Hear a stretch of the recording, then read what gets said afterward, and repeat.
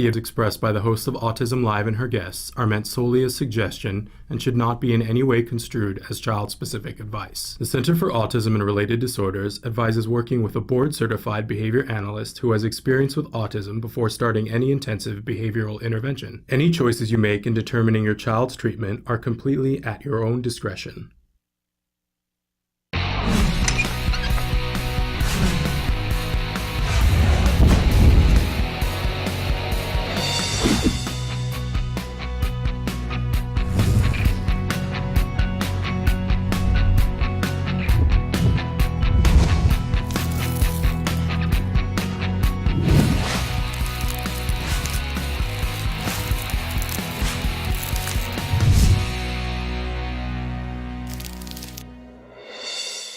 Good morning and welcome to Autism Live. I'm Shannon Penrod and we are webcasting to you live from the Center for Autism and Related Disorders headquarters in Tarzana, California. Welcome, welcome, welcome. It's Thursday. It is April 3rd. Yesterday was World Autism Awareness Day. I hope that whatever you chose to do, however you chose to spend that day, was something that made you feel good. We had a wonderful show here yesterday. In fact, I want to start out by somebody sent in a thing through the night that said, April 1st show, great show. I laughed, got inspired, and did shed a couple of tears, mostly in joy. We love it when you come here and share all the different parts of this journey with us. You know, last night, I ran around like a chicken with my head cut off all day yesterday, and I had said that there were so many different activities you could participate here in Los Angeles, and that I was going to make the choice to really be low-key and to commemorate the day with my child, you know, and with my husband. And I was sitting there on the couch last night, and it was about 5 minutes after 8, and all of a sudden I shot up off the couch and said, "We haven't turned on our lights!" And we ran outside and turned on our lights, and then had a really lovely moment standing outside, and people were walking by and looking at our lights and saying, "What's that about?" And, you know, there are many people who did not participate in Light It Up Blue. As I said yesterday, it's your personal preference. You should spend it how you want to spend it. But I will say to you that I had many conversations yesterday. I was walking around with the word "can" on my forehead. Now I got it in my hand. And I was wearing blue, and I had blue lights on my house, and it all led to conversations. I was at Trader Joe's yesterday buying some things, as we moms do, and the checkout girl said, "Okay, everybody saw you come in. I'm going to be the person that asks, why do you have the word 'can' written on your forehead?" And I said, "I'm so glad you asked." And we had this lovely conversation. And I don't know about you, but anytime we can have a conversation and let people know that there are resources that are out there. You know, I love Tony Robbins says, you know, the bad is always available. We can always go there, but let's take a moment and further the conversation to what's good. That's what I'm about. And hopefully, let's be honest, I'm not about that all the time. Sometimes I'm like, why is everything so bad? I am. But on days when I can be happy and peppy and say, hey, there are things that we know are helpful and let's help people to get them, those are better days. I prefer that, right? Which is what this is about, by the way. CAN, as I was telling the girl at Trader Joe's, stands for Coverage for Autism Now. Coverage for Autism Now, and we want that for everyone within the sound of my voice and people who are not within the sound of my voice, right? Because we know that when you can get coverage for good quality therapy for autism, all individuals can make progress. It's not all going to look the same, it's not all going to be the same, and the outcomes are not going to be the same, but everybody deserves it, right? Everybody deserves that support and that progress. And some people have it, and a lot of people still don't. This is not over yet. We're not anywhere close to being done. So Nancy Alspaugh-Jackson and I have started a very peaceful protest campaign for April 23rd, where we're asking everybody to write CAN somewhere on their person. You can do it. If you don't want to write on your actual skin, believe me, I totally get that. You can have it on your shirt, have it on your hat, pin a sign to you if you don't want to make a shirt that says CAN, because we want that conversation starter to let people know that this is important. Our community is important, and we need coverage for autism now. That's what the CAN is all about. Okay. Having said all that, welcome, welcome, welcome. And we've got a really exciting show for you today. I'm so happy to be here today and to be a part of the conversations that we're going to have. This entire show is meant to be completely interactive. You're a part of this show. I would love to include all of your names in the credits because you are a part of this show. What we want you to do is participate in whatever way is comfortable for you. If that's watching the show and that's all you want to do, that's so wonderful. Do that. But if you want to be a part of the discussion, you can send in comments, questions, anything that you want. Say, hey, I want to see a segment on this. I want to be on the show, whatever it is you want to do. There are lots of ways to participate in the conversation. Emily's going to show you some of them. I'm going to remind you that our homepage is autism-live.com. When you go there, lots of things that you can do there. Click on the blog if you want to. And by the way, on the blog right now, we still have a wonderful meditation that we put together that I've been using even at home. I'd love your thoughts on it, but really, it's for overwhelm, to calm the stress and help you to get centered and get more done in your day. It actually, I would love your opinion because it's really helping me. But also on that site, there's the computer screen. Click on the little triangle and you can watch the live show or the most recently recorded live show. Now to the other side, that's when we get into the interactive part of it. You'll see there's a white box that says the question that we're answering right now. And then below that is a place for you. It's active. Put your cursor there, start typing, hit enter, and it shows up here on my screen. And you and I can talk, and even better than that, because who wants to talk to me? But better than that, you can talk to the experts that we have here in the room or the guests that we have here in the room and be asking questions and talking to them. There is a little bit of a delay, so I always encourage you to write in early if you want to talk to somebody, because otherwise, we're leaving and they're walking out the door, and that's when your message comes in. So if you're wondering why isn't she asking that? There is a delay, and I don't know whether it has to do with solar winds. Sometimes it's longer than others. I don't understand the technology. Just use it. So, and anyway, also want to remind you that we have no way of knowing who you are. You don't have to log in. Isn't that great? There's no lengthy, you're only 3 steps away from having your question appear. No, it's instantaneous, sort of. But there's no login and there's no price for it. We love that too. Free is best. But I have no way of knowing who you are. So if you write it and say, Shannon, I really need some help. I need you to send me, the case that you were talking about, the research study about this or whatever. Do you have the template for that? I don't have a way of sending that to you unless you tell me, and you don't have to. It's totally fine if you don't, but if there's something that you want us to get back to you in particular about, then please send your email. And I will keep that private from everybody at home. All right? We always like to remind you at the start of the show that I am not an expert. We'll have lots of experts on the show today, but I won't be one of them. I'm a mom. My child was diagnosed with autism at the age of 2.5. And then a little, like 2 weeks after his 3rd birthday, he started really quality ABA therapy in the home. And I got to tell you that where we thought we were going to be, where we were told we were going to be, and where we are, man, it's 2 entirely different worlds. And that's part of the reason why I'm here, is to pay that forward, to help you to find the resources. I know it's not one size fits all. I know that your life doesn't look like my life looked. I know that our kids are different and they have different needs. So don't be mistaken about that.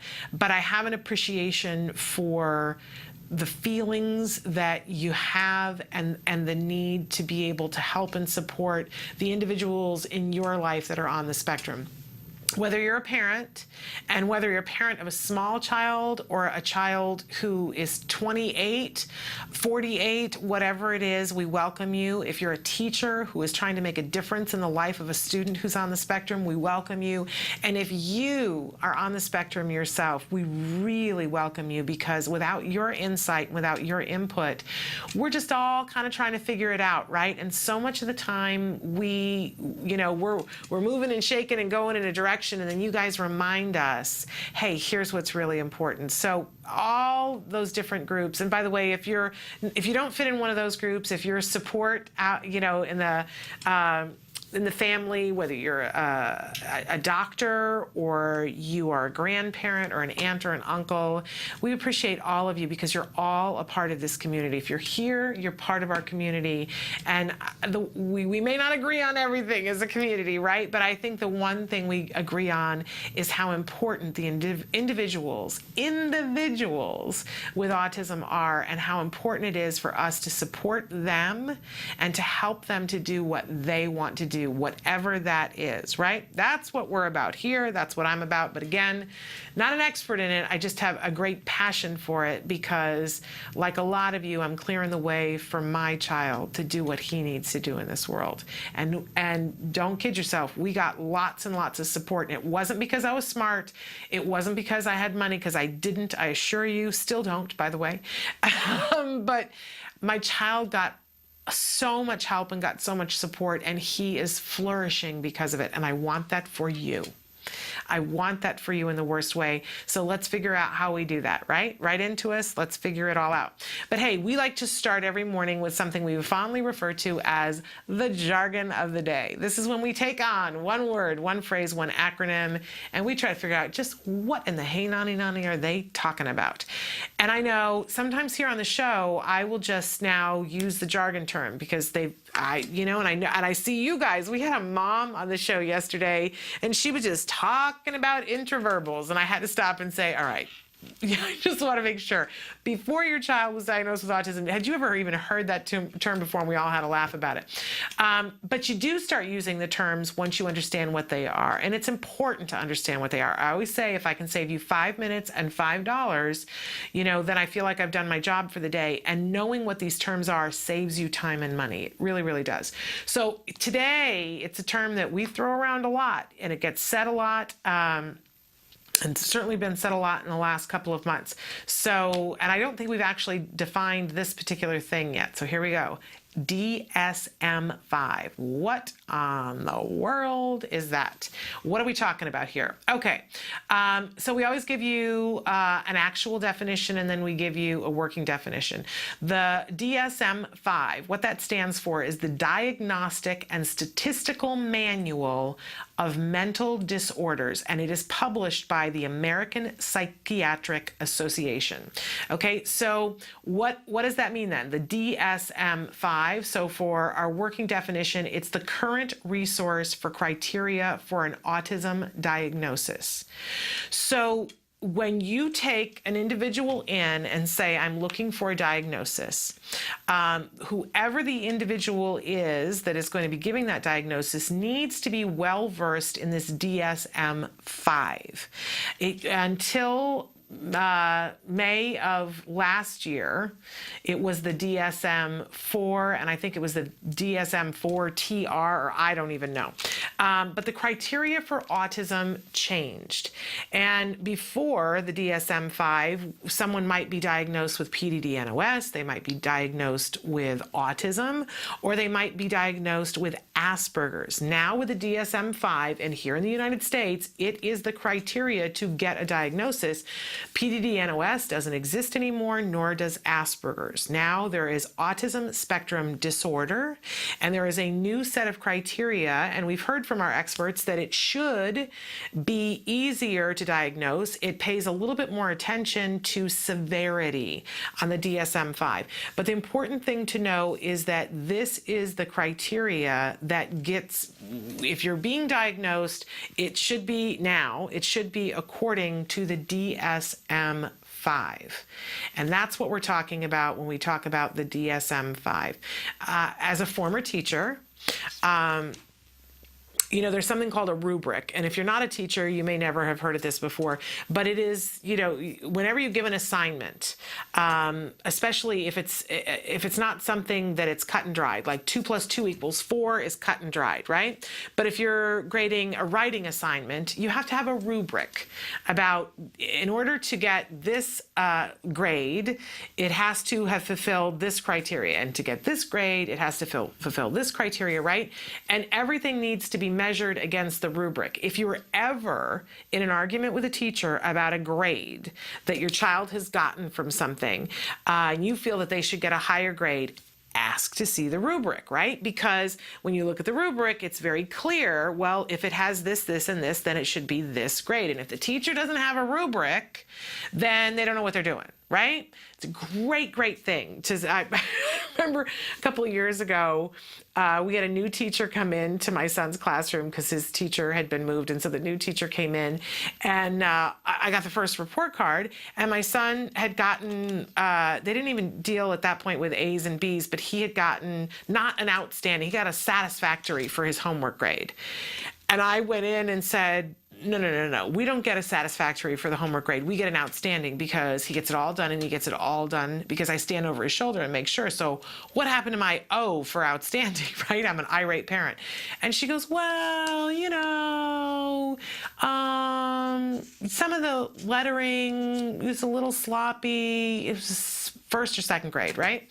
It was second grade. And I said, oh, can I see the rubric for what is outstanding and what is satisfactory? And she went, rubric? I said, yeah, well, if it's just how you feel about it, then there needs to be a rubric, right?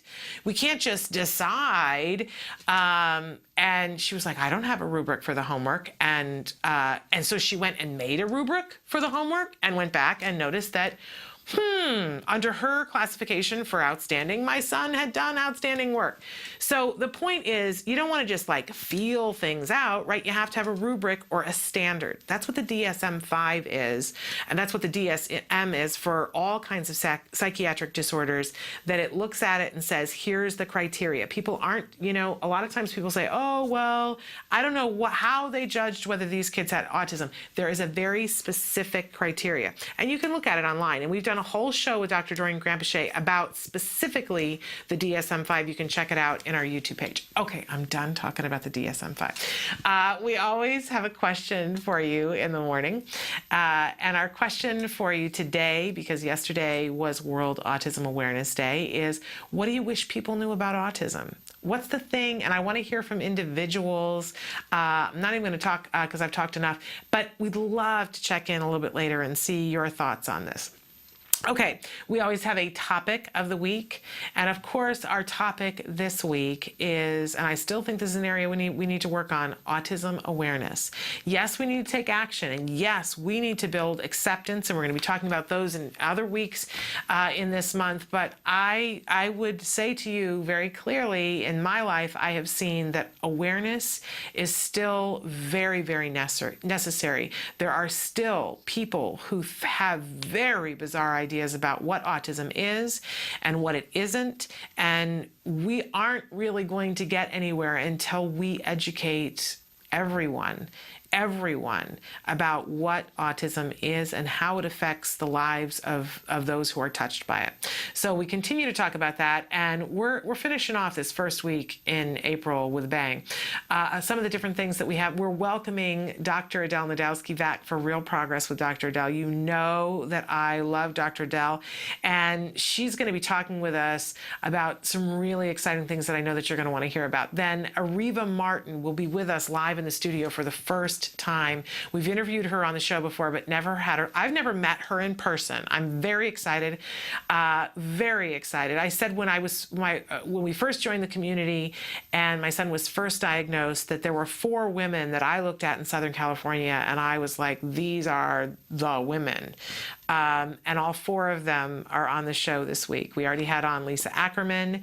We had on Dr. Doreen Grampiche. We had Nancy Alspaugh-Jackson, and now today, Ariva Martin. And that was when I first got the diagnosis for my son. I will tell you that it only took me a little while to realize that Dr. Adele Nadowski should have been included. She was just very quietly working on the side, but should have been included in those 4 women. So I'm thrilled with the women that we have had on this show, but I don't want to leave out the men, because we had an awesome autism dad on Tuesday, and we have got one of the most brilliant minds in the field of autism with us again today. For Science Beat, Dr. Jonathan Tarbox will be with us, and we're going to be talking with him about research, but we always find time to have him answer a couple of your questions as well. It's a great day. It's a great week. You're not going to want to go anywhere, so stick with us. We're going to be right back. What is autism? What is autism? What is autism? What is autism? What is autism? What is autism? I've been asking myself that for a very, very long time. Let me think about that one. Trying to just Let me think. Oh man, that's a rough one. Yes.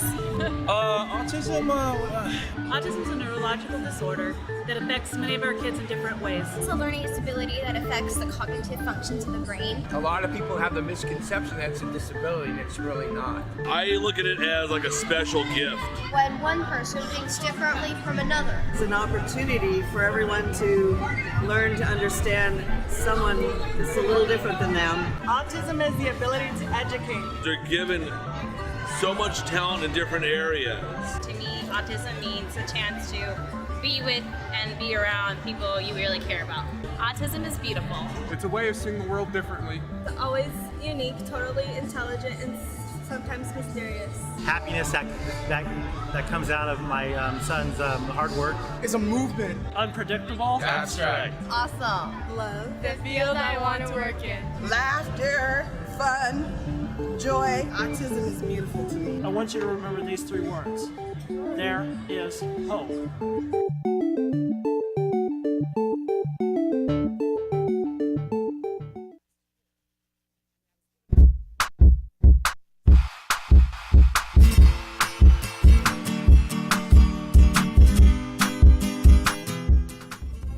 Hi guys, welcome back to Smarty. We're going to be working on identifying and labeling emotions. In February of last year, I know we did something super similar, but I promise you for this project it's going to be faster and easier because part of the project you'll be printing from our Facebook page at facebook.com/autism-live. Well, here's the rest of the materials you'll be needing. Templates, scissors, crayons, and tape.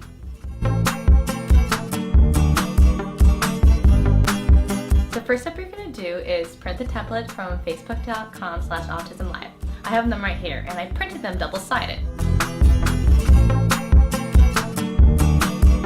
So now that I have all the pages printed out, I'm going to hand it off to my kiddo to have them color it in. So while they're coloring the face, you can of course work on identifying colors, labeling features, staying in the lines, and of course working on that pincer grasp. Once your child has finished coloring all the faces, you're going to take the pieces of paper and fold them in half. Once I have all the pages folded in half, I'm going to layer them together like a booklet. Now that I have them like this, I'm going to do is take my tape inside and kind of tape it together so they're bound together. If you have a stapler, you can do that too. Alright, now that this has been taped together, it looks like I have a book. So we're almost done with the project. All we need to do now is cut along the dotted line. Keep in mind, don't go all the way across the edge or else it's going to be cut into thirds and it's not going to be a solid book anymore. The other thing in mind is, your kid can work on following a straight line while cutting, and if they can't do that, help them out. Alright, my booklet now has been cut up, and as you can see, I can now take a tab and flip it, and it'll change the look of the face. And what you can do is, ask your child how the emotion of the face changes based on what parts of the features you change. Well, I hope you had fun doing this activity with me, and until next time, craft on, guys. Can you see me flying by your side? Welcome back to Autism Live. We're so thrilled that we are welcoming back Dr. Adele Nadowski to Autism Live. Welcome back. Hey, how's it going? Feels like it's been a while for It has been a while. And we call this segment Real Progress with Dr. Adele because we love how you help us to get right to it. You help us to have real practical things that we can be doing so we get to the progress, which, I think is what it's all about. And I think a lot of other individuals out there think that that's what it's all about too. Because when we make steady progress, we get somewhere. Yeah. And that's a really eye-opening and hopeful thing to realize. So I asked you to come today. I asked Dr. Adele to come to speak to us about teaching social language. Yeah. This is such an overwhelming area. I think that every parent out there wants their child to be able to have a conversation back and forth and participate with peers in social language, but it can be so overwhelming figuring out how do I make that happen? how do you actually teach that? And you have some of the keys to the kingdom for us. You do. Maybe. You do. You are one of the co-creators of Skills, and we talk about skills a lot. And the first time that I got to read through the lessons in Skills, it blew my mind, because there were a whole bunch of things that never occurred to me that you have to teach. All the little pieces. We talk about puzzle pieces with autism, all the little puzzle pieces in order to make social language successful. Yeah. So talk to us a little bit about what that looks like. Well, you know, when we first start out in early intervention, one of the first things that's a huge target for most children on the spectrum is language skills. And it can vary, obviously, depending on the child as to whether they have any language skills starting out or not. Some kids literally don't talk. Others are talking up a storm, but they're not using that language in a social way. So we have to give them the language skills first, and once they have those, that doesn't mean they're going to use them appropriately in a social way. So they may be able to, you know, like I said, talk up a storm, but they can't necessarily figure out how to use that language to interact with people appropriately. Yeah. So for example, in conversation, you might have something like a child who says, yeah, and the dog went after the whatever, and they're telling this story and they're so into it, and you're actually thinking it's real, and then come to find out it's a show that they watched yesterday or something like that. So they don't give like the background details. They don't know how to introduce the topic appropriately. Yeah. There's no context, so you miss the meaning of it. Yes. And I think it's so important that a lot of times people talk about the kids that are on the Asperger ends of things, and they say, well, they can talk. But the parents and the teachers of those kids will say, yeah, but the way they're conversing sometimes doesn't connect, and you can't understand. And that's really what we're talking about here. The other thing is sometimes the way they talk is more ritualistic, and they can have like perseverative topics that they want to only talk about those. And it's not really like they're using their language for the purpose of socializing with a person. It's more like they're just saying things over and over again that are reinforcing automatically to them to hear. Yeah. And so, and they may not be listening or being the best listeners during conversation as well, and constantly changing topics back to what they want to talk about and not really giving the appropriate responses to things other people are saying. You know what I mean? And all of that creates a breakdown. And when you have that breakdown and this is, I guess, why you're calling it social language, because it's language that has to do with being social and interactive. Yeah. And when that breaks down, then all of your social game breaks down. Yeah. So when we teach conversational skills in the skills program, I think we have about 10 different conversation lessons. And it's everything from teaching them first, you know, just to listen to others, and to identify things they're hearing. So it's literally just an exercise of these people are going to talk and you're going to listen. And then doing comprehension, listening comprehension with them. Also identifying, okay, when you're going to talk to somebody and you are going to introduce a topic, how can you do that? Because a lot of times, like I said, they'll just introduce the things that they want to talk about. So we'll give them rules and tips like, you know, you can compliment someone, that's a good opener. You can look to see what they like and find things that they like to talk about. Or you can look to see what you have in common with that person and talk about those things. A lot of times friendships are built on commonalities between people having things in common with one another. And so we'll teach them these different strategies and then have them practice through role play. And do it with peers and such. But then there's also, okay, now you are having a conversation, how do you maintain that? And so when someone responds back to you, you're supposed to respond back appropriately. If they ask you a question, you answer it. If they make a statement, you could ask a question or you can make a statement, but you're still staying on that topic. And if you want to switch the topic, that's fine too, but here's how you switch appropriately. You kind of have to have a context for switching. It's not just, they're talking about one thing and you just completely change the subject. Would it overstate it, oversimplifying it if I say that it's like having a set of rules for each one of these different things, and teaching the rules to the individual and then giving them lots of opportunity to practice? Exactly. Yeah.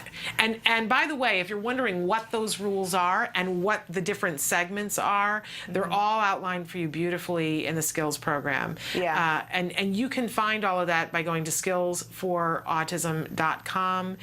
You can do a 14-day free trial. But again, all of those lessons are there for you. Now, we have to take a short break, but we're going to come back and talk a little bit more about some of the more advanced skills that are there, because it does, it progresses. There are things that we could all benefit from, lessons and skills. I know I'm still working on the ending conversation one. So stick with us. We're going to be right back after these messages. Hi, welcome to Camp Discovery, a free-to-play suite of fun, interactive learning games for kids 2 and up, designed by experts in autism. Camp Discovery will open your early learner to a world of new skills, shapes, numbers, colors, locations, emotions, and more. Let's get started. Please choose a level. Objects. First, Camp Discovery's Intelligent Preference Assessment determines your child's preferred reward for choosing correctly. Okay, got it. Let's play. Camp Discovery creates a motivating learning environment for your child by minimizing incorrect responses and maximizing successful ones. Find the shoes. Respond correctly and your child is rewarded with their favorite animations. You did it. Respond incorrectly and our unique prompting system guides your child to the correct answer by making it the largest choice. That's not it. Try again. Way to go.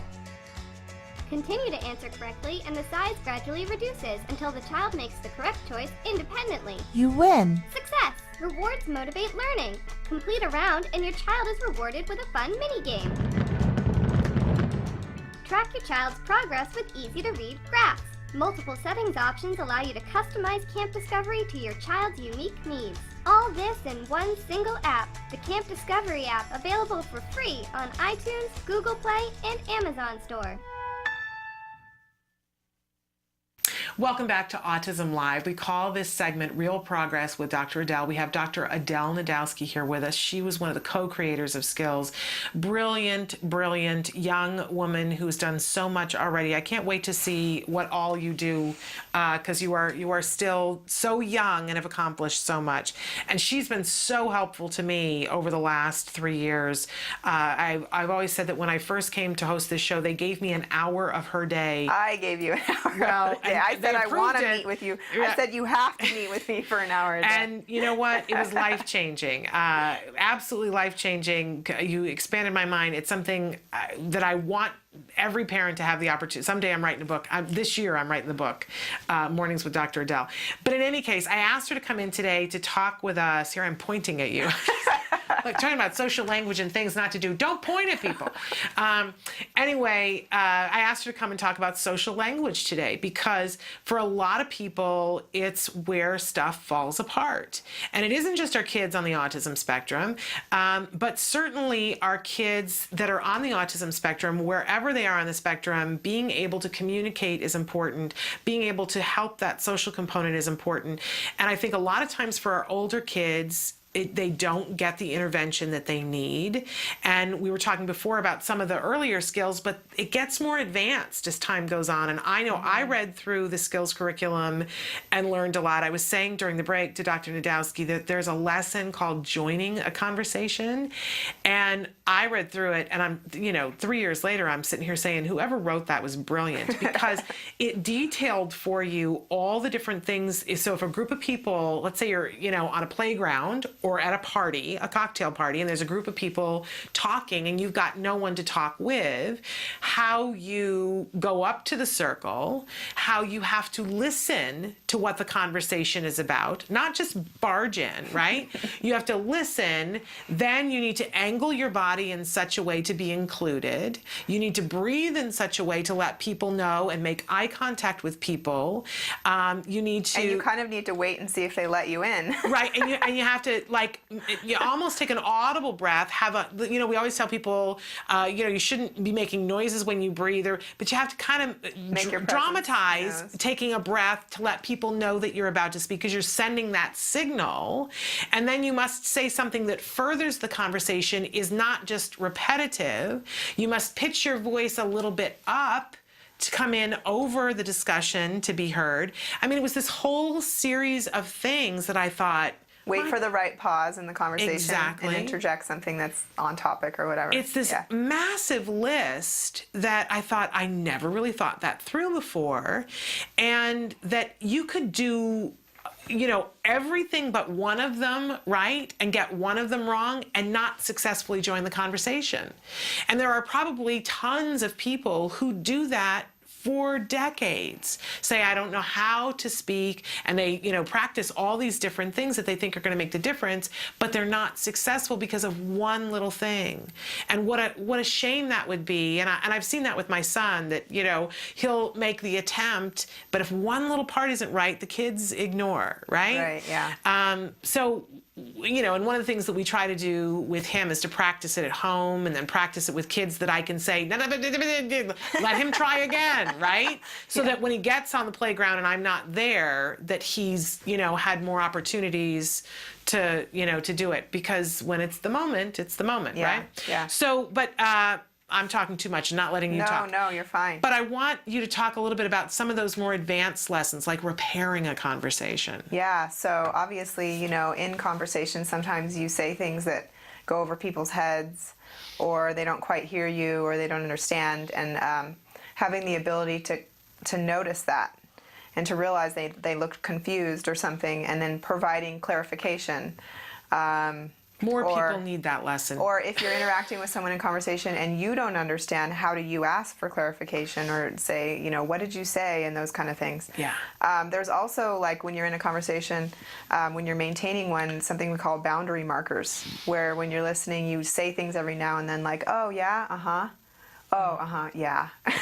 You shake your head, or you nod your head. Right, you to smile. show that you're still engaged. You're listening, even though you're not necessarily talking. And we need to teach both sides of that lesson to our kids, because if they're just monologuing, as they will do, my son will monologue about Minecraft, and I could have passed out and been buried and he wouldn't notice sometimes, right?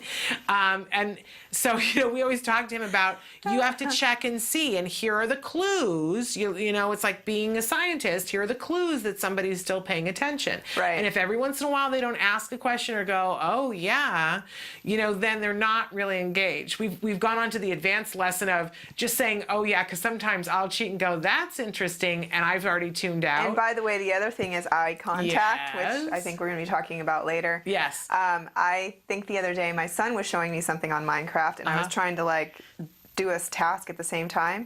And so to make him think I was really paying attention, and this is what we do, I kept looking up at the screen and then going, yeah. Yes. Oh, yeah. Right.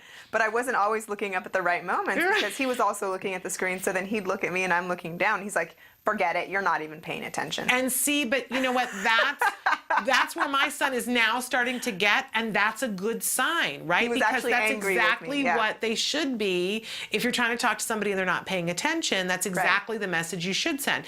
And so having our kids notice and changing topics if they're not being listened to, or to address it, but also on the other side of it, that if somebody's talking to them, that they have to go, oh, okay, yes, Yeah, you know, yeah. so that other people think that they're engaged. And then there's ending the conversation. When you don't want to do the conversation anymore, there's ways to end it. And that's the lesson I continue to work on. There's also cues to look at when someone else is not into it and they want to end it. Yeah. So they can look at their watch, they might look up at a clock, they might be kind of looking away, or getting their purse together, making gestures of behavior that suggest that they need to go, like they're in a hurry. You know, sometimes you catch a person just at the time they're on their way out the door. You don't realize it. They don't want to be rude. Yeah. But there's other things they can do that are more subtle. Like, if I don't want to be rude and say, I got to go, like, I don't have time to talk to you right now, just getting my stuff together is something I could do instead. Right. You know what I mean? So we'll teach them these other, like, possibilities of how they can be more polite with their interactions as well. These are all tools, and if we think about putting a tool belt on ourselves and putting a tool belt on our children, and that we just keep putting tools in, not to weigh them down, but and giving them lots of practice so that they use the right tool at the right time, it is amazing the difference that can be made. Yeah, and another big one too is thinking of who your audience is when you're speaking to them. Yeah. Because kids, when they talk to their friends, like, I allow my son to use words with his friends that I wouldn't want him to say in front of an adult, and I said, you just can't do it if there's an adult around. Like, I don't want him to that's a say good one. stupid, for example. I just don't let him, or dumb. I know that to some people those are not big deal words. No, but I don't want them being said in front of adults. But I said, if you're with your friends and you guys want to talk like that and there's no adults around, I don't really care, you know, because I also want him to fit in with his peers and not be like the kid that talks all proper all the time and sounds weird and awkward or dorky or something, you know what I mean? Absolutely. So, so you teach them that, and then you let them know, like, when grandma's around or this, you have to talk like that. And when you're in front of your teacher, you have to, you know, say Mrs. blah, blah, blah, whatever their name is. And you have to be more formal and polite, you know, so it's telling them the difference in how they can use slang with certain populations. Like, it would be like, hey, dude, you don't say that to your teacher, right? But you can say that to your friend. What up? You know, we whatever. kind of went through this. My son has a portion of his day once a week where he's working on social language with peers and a lunch group, and they had it's not an intern. What do they call it in classrooms when they're student teacher? I'm sorry. Right. She was there, and my son, you know, he's there with the peers and he's working things out, and he said to the student teacher, "What game are we going to play today?" And she said, "Well, we're not," and that's what they do always. And she said, "Well, we're not going to play a game today. We're going to do something else." And he said, "Well, that's weak, dude." And she was mad at him and took points away from him. And I said, "You can't do that. It's a social language class. That was an ideal moment to teach. You need to teach him and say, that's not appropriate to say to me. You can say that to Oscar, but you can't say that to me." But she just took points away from him. And I was like, You're like, isn't the point of this class to teach them social language? And we went through that. But, you know, the point of her being there was for her to learn that, right? So I had to, like, calm down a little, too, and say, what are we all learning here? Let's all get happy with it. But, yeah, exactly that thing. Well, that was weak, dude. And the student teacher was like, that is so inappropriate. And I was going, what a great sentence if you'd said it to one of the other kids. You know, because we never taught him to say, that's weak, if somebody did something that wasn't cool. Anyway, all of these lessons, again, available to you in the skills program. It's all there for you with teaching strategies and all lined out for it. Just reading it is eye-opening, but then actually doing it with your kids is amazing and life-changing, truly life-changing. And one thing that I think is kind of interesting is that I've had interactions with high-functioning folks who are on the spectrum, or like maybe even got their diagnosis removed, who still don't feel 100% comfortable with their conversational and their social language. And I've said, if you want, just like read skills, because didn't you feel like when you read it, you learned? I mean, you didn't even have to have a therapist. I mean, I don't necessarily think that some people who are that advanced with their skills, it could just be helpful for them to read the curriculum. They don't have to have someone implement an intervention with them. Absolutely. It's so eye-opening. It makes you look at things in a way that you hadn't before. And you change what you're doing as a result of that, because we want to be more productive too. I think about it so much now. I'm somebody who has a certain amount of, everybody thinks that I don't have a shy bone in my body. I'm one of the shyest people I know. But I've learned how to overcome it in certain circumstances, but I don't love to go to a party. I don't love to go to a party, especially if I don't know a whole lot of people, have a certain amount of that social anxiety. And I really think things through now when I'm someplace and go, okay, here's what I'm going to have to do to make this interaction successful. This is all I have to do. And I think if you talk to someone who is in that category on the spectrum, they say that that's what they're doing all the time. That they are memorizing the rules of how they're supposed to be responding. And they're rehearsing and practicing and telling themselves, okay, I'm supposed to do this, and then they do it or whatever. It doesn't just necessarily come natural. And I just think that's for anybody. It doesn't even have to be someone on the spectrum. I think we all do that with whatever we're weak in. We absolutely do. I'm not very good at joining conversations at parties. I have to push myself. All of us have our individual weaknesses of what we're really good at or what we're not good at. And I think about, you know, men, and you know how men are about holidays and birthdays and things like that, and that usually at some point somebody says to them, you know, you need to get flowers for that, or you need to give a present for that, or you need to say this or a card. They have to be taught. And most of the men that I know, and I love men, but they're busy thinking about other things, and they need the reminders of, okay, Valentine's Day is coming, what are you doing? And what, you know, and we're talking about completely neurotypical men, that they have to be reminded of those kinds of things. That doesn't mean that they're deficient in any way, and the fact that they have to be reminded doesn't mean that they don't care, right? But they want to be successful. Right? They don't want the woman in their life to be angry and go, really? You got me a vacuum cleaner for my birthday? Right? Yeah. But there are men who do, if they haven't gotten the message. So important for read through skills and definitely take a look at that. Now, we've started a new thing here on the show where from time to time, whenever we get an expert who's here in the studio, we are asking them to answer a question, and we're giving them 2 minutes to do that so that we can make a short video on YouTube. I'm kind of think of it like a game show now. It's like, you have 2 minutes, explain this, right? It's the fun element of it. But we want to be able to give you guys short explanations to different things that are really the top 100 questions in autism that people have written into us. So Dr. Nadowski is willing to play today. And our question today, we're asking Dr. Adele Nadowski, why is teaching eye contact important? Well, it's very appropriate for you to ask me why eye contact is important, because it ties back into social language and having social success. And when I'm talking like this into the camera, I don't really see you there. I feel very odd that you're off to the side and I'm not looking at you. So that's why you're going to notice that I'll be doing I'll be trying to look at the camera, but I'm going to actually want to look more at you because you're actually here. Yeah. You know what I mean? And that's more present for me. And we use our eyes as a way of communicating. You can actually say 1 million words through your eyes. People can tell how you feel, what you're thinking, if you're into what they're talking about or not. All of those kind of things are read through the eyes. So eye contact, when you don't have the eye contact and you're engaging with someone, it basically sends this message as though you're just not present. And you're not engaged, you're not connecting. And you have the potential to miss hundreds of cues if you're not making eye contact. Oh, yeah. So that you can drop a social ball. And also it seems like, especially in the skills program, it's a precursor to so many of the social skills that in order to be successful at those more advanced skills, you really have to be able to read the social cues that come along with eye contact. Yeah, I mean, we can't really teach somebody if they're not giving eye contact because that means they're just not attending. Yeah.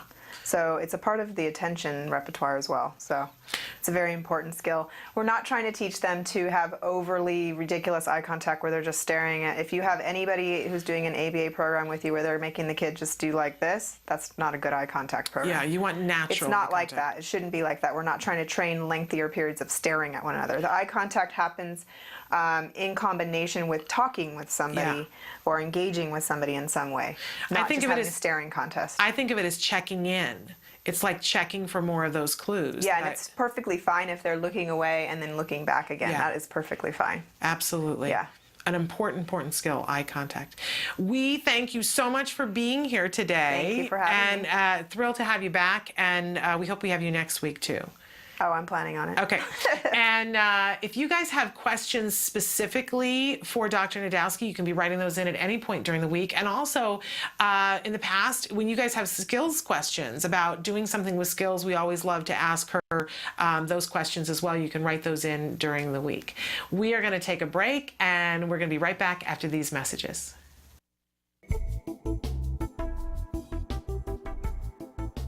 Skills is an online program that provides assessment, curriculum, positive behavior support planning for challenging behavior, and progress tracking, and it does this all in one place. The skills assessment and curriculum addresses 8 areas of development, which even includes advanced higher level areas such as executive functions and cognition, which pretty much makes skills the only ABA-based set of curricula for teaching more complex skills, things like problem solving, planning, self-management, perspective taking, and even inferring and predicting others' private events. Skills is a 4-step system. Step 1 is to add the child to your account. Step 2 is to start assessment. The skills assessment is the only ABA-based assessment with psychometric research demonstrating the language subscale to have excellent reliability. Every area of human functioning and typical child development from infancy to adolescence was researched, making the skills assessment the most comprehensive of its kind in the world, and we're quite proud of that.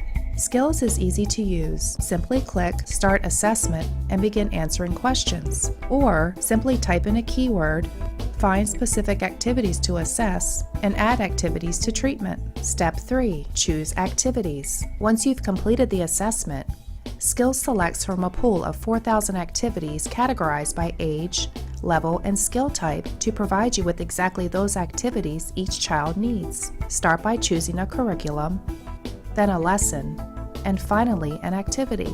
Click the information icon to view prerequisites, ages in which targets develop, examples, and IEP goals. Click the video icon to watch a short video. Once you've identified an activity you want to teach, adding activities to treatment is a snap. Step 4. Start treatment. Here you can access customizable activity lesson details, add your own customized targets and exemplars, and edit an activity status such as introducing or mastering it.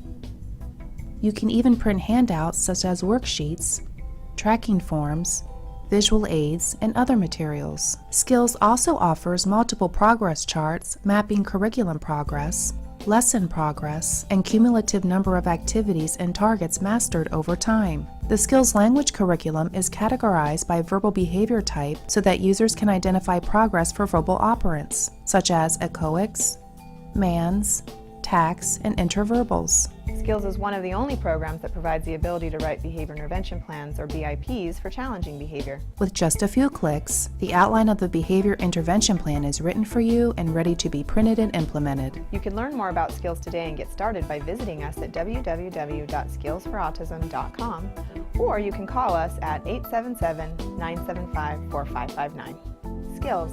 Progress starts here.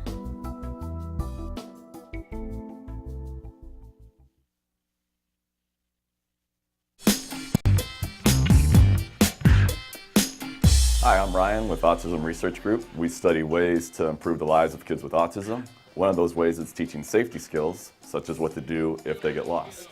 We hit the streets to find out if anybody knows the correct answer on how to teach a kid what to do if they get lost.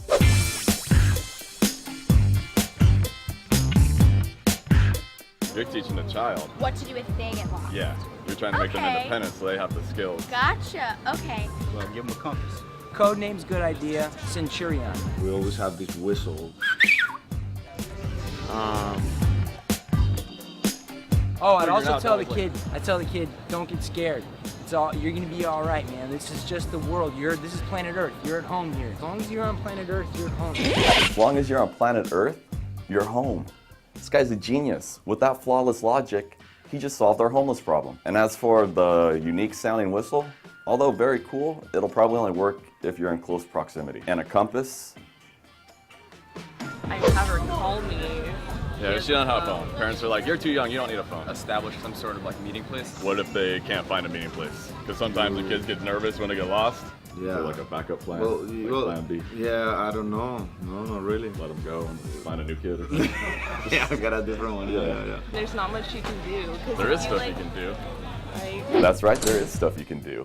In 2012, myself, along with my colleagues, Dr. Jonathan Tarbox and Dr. Adele Nadowski, published a study in the Journal of Applied Behavior Analysis on teaching kids what to do when they get lost. The study demonstrated how 3 simple things, rules, role-playing, and praise, were effective in establishing these help-seeking behaviors. The benefit of this method is it doesn't require the child to have a cell phone or to have to locate a meeting place, which might be difficult if they're in a place like Disneyland. So once again, our method included rules, role-playing, and praise. Let's head back outside and learn about some of these rules. They should yell out loud. Can't find my mom, help me. Maybe yell out and scream for help. All right, scream really loud. Right. And if that doesn't work, then I don't know. Well, they could seek help from someone. Find an adult. Yeah, go to a vendor, and say I'm lost.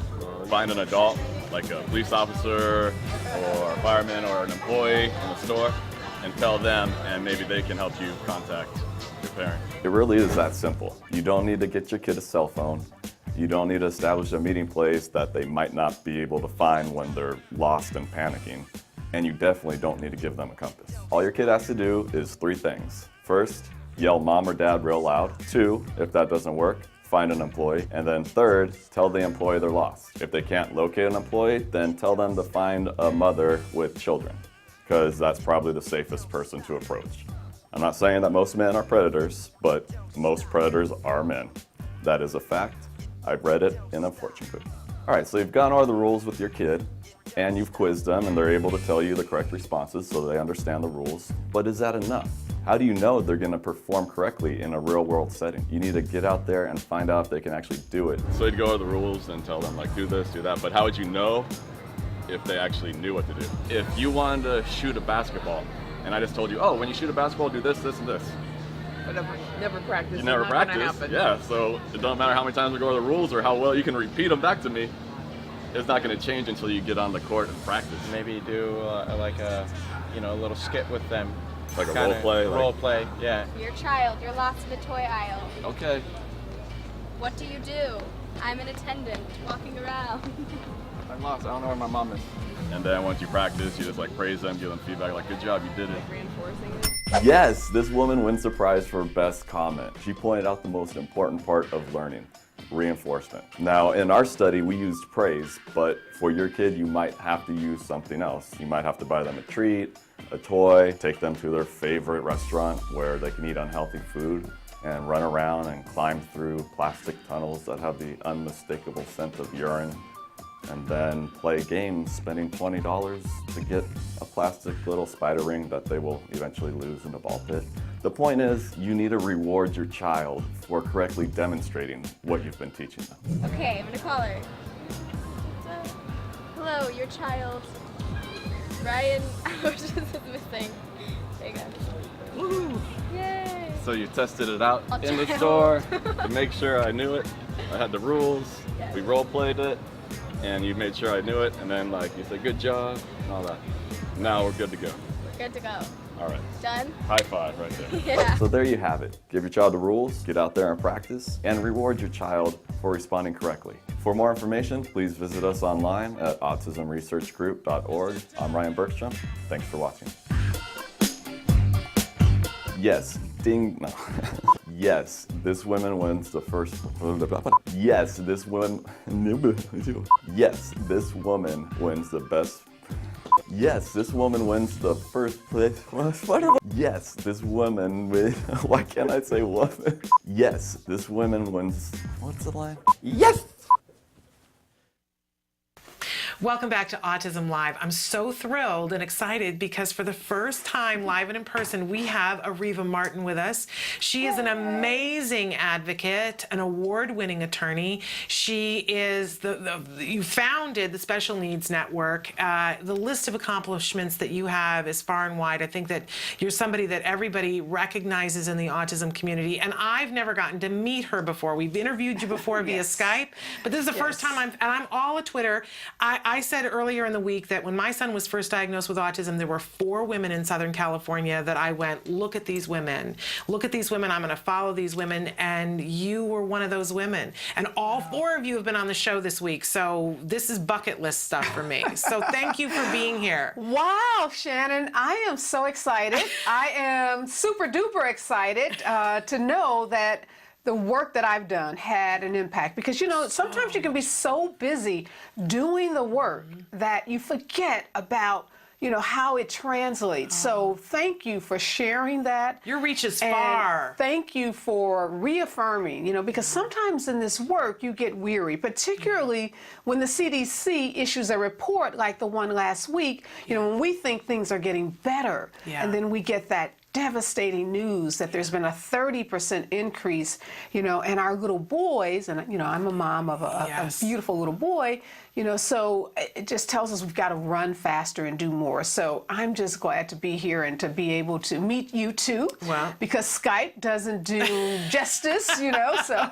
we can Skype all day and all night, but something about that personal connection is still very important. So I'm glad to be here. Thank you for being here. We asked you to come because you've got some really important events coming up. I want to start out by talking about the Tools for Transformation Conference. Tell our viewers what that's about. Yes, so Tools for Transformation is this amazing 2-day conference in Los Angeles. It's the largest free parent-focused conference for autism, ADHD, emotional disturbance, developmental disabilities. So any child or young adult that has, educational needs, special educational needs, or special health needs, this is the conference for, the parent and the provider.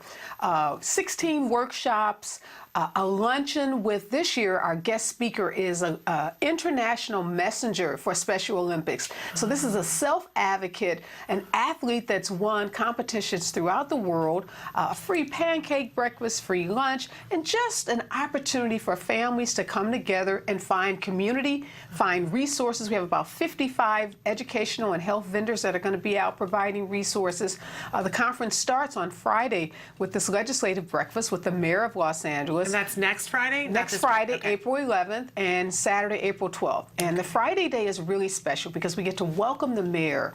And a part of what SNN is doing is trying to get policymakers to understand how important the issue of autism is and why we need more resources for families. So if we can get the mayor of Los Angeles, we're going to have the Speaker Pro Tem-elect from the California State Senate, Kevin De Leon, and the County of Los Angeles Supervisor, Mark Ridley Thomas. So we're going to have three of the most powerful men in elected office in this region.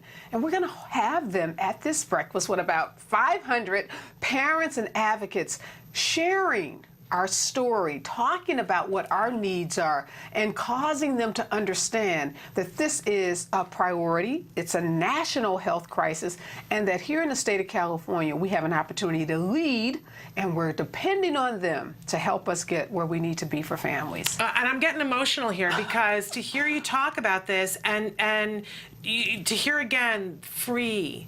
You know, because this is why you're so important in our community, because you get it in a way that I think almost everyone else doesn't, Ariva.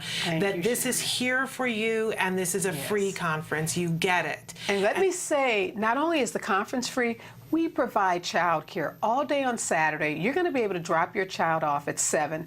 And, you know, it's not just childcare. It is a mini Camp JPAC, which is our signature camp for the summer. So we have all of our camp counselors. We have our behaviorist staff. We have our whole team assembled to spend the day with your kids on Saturday. They're going to be fully engaged in sports and drama and music and having a great time in a safe, nurturing environment with professionals so that parents can, you know, have the peace of mind to go to these classes and workshops and get the information they need. Because we know oftentimes parents say, hey, I can't go to that conference.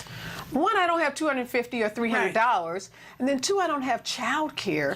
You know, and Where three, is my kid? Where is my kid? Who's going to take care of a child from, you know, 7 in the morning to 3 in the afternoon? And as a parent, I knew that that was an obstacle. So designing this conference was very important that it remained parent-focused, and that meant providing for the child, not just the child with special needs, but bring that sibling. You know, bring the sibling too, because it's going to be lots of fun and activities for all the children all day long. Food, you know, snacks, refreshments, and lots of fun. So parents don't have to worry. You are amazing. And so we want to tell people how they can get more information so that they can register and come to this conference. Yes, so you can go to the website, specialneedsnetwork.org. A big page comes up when you go to the website. You can register for the full day Friday, the full day Saturday. You can register for both days. You know, so we try to make it convenient for parents to pick and choose either Friday or Saturday or both days. And again, everything made available to you as a result of generous donations from our sponsors. I got to give them a shout out. Toyota is our presenting sponsor. First Five of LA, big sponsor. Los Angeles County Office of Education and the Los Angeles County Office of Education Head Start program. California American Water Company, also a sponsor. And then we have these amazing in-kind sponsors. El Polo Local is hosting the entire lunch on Saturday. So they're prepared to serve 600-700 people, you know, lunch on Saturday. Love that. Go El Pollo Loco. We have a vendor that's going to provide a free pancake breakfast. So hot pancakes and eggs and bacon and this wonderful breakfast Saturday morning for parents. U.S. Bank and Farmers are providing bags so that every conference participant gets to go home with a nice, you know, duffel bag. We have some iPads and tablets that we're going to be raffling off at the end of the day on Saturday. So again, we just try to bring resources into the community and make them available to parents who otherwise couldn't afford these kinds of conferences. So I'm just going to tell you that if you can get to this conference, she's taking care of a bunch of the different obstacles that would prevent you. Do what you have to do so that you can get there and get this important information. We're going to take a short break, and we're going to come back more with Ariva Martin after these messages. The Institute for Behavioral Training provides courses in applied behavior analysis for the treatment of autism. Access IBT e-learning videos on the move and learn at your own pace.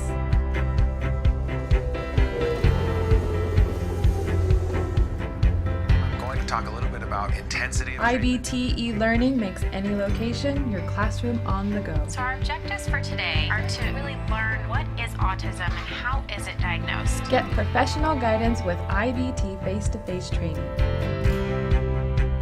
IBT face-to-face training courses prepare you to effectively implement ABA-based interventions. Choose between small group and one-to-one instruction.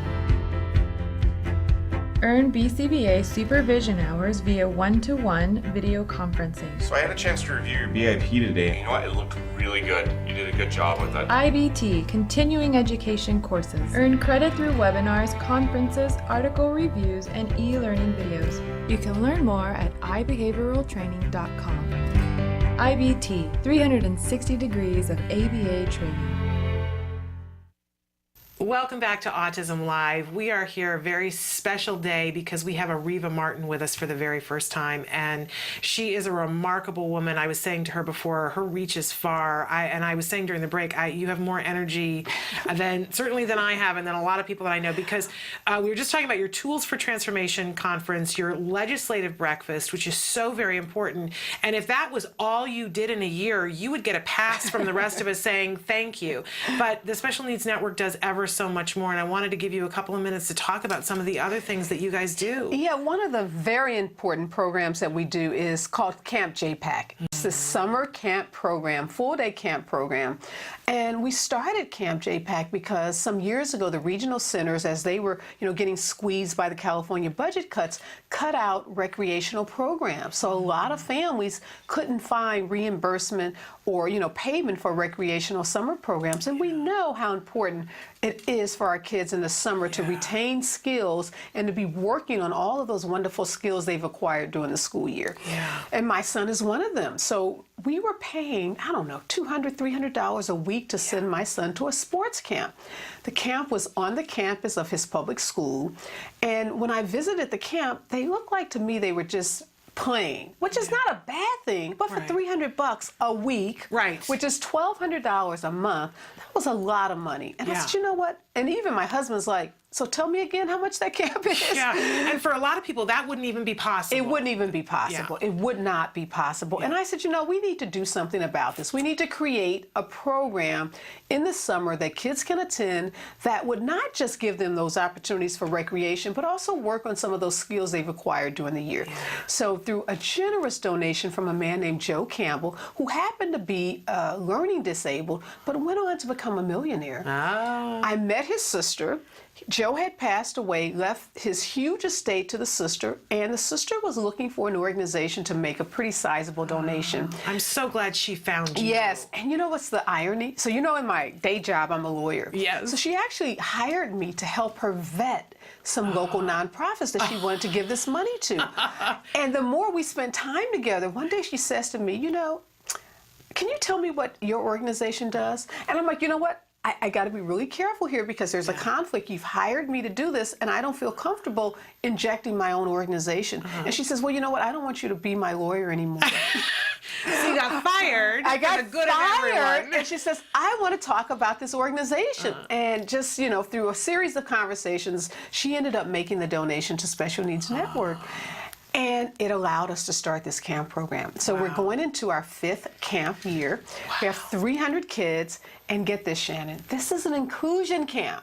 So it's not just kids with special needs. It's about those siblings and, those typical peers that our kids get to model. So important. So from 5 to 16, all day, again, thinking about that working parent that needs to drop off at 7 and needs to pick up at 6. So before care, after care, camp itself is from 9 to 4.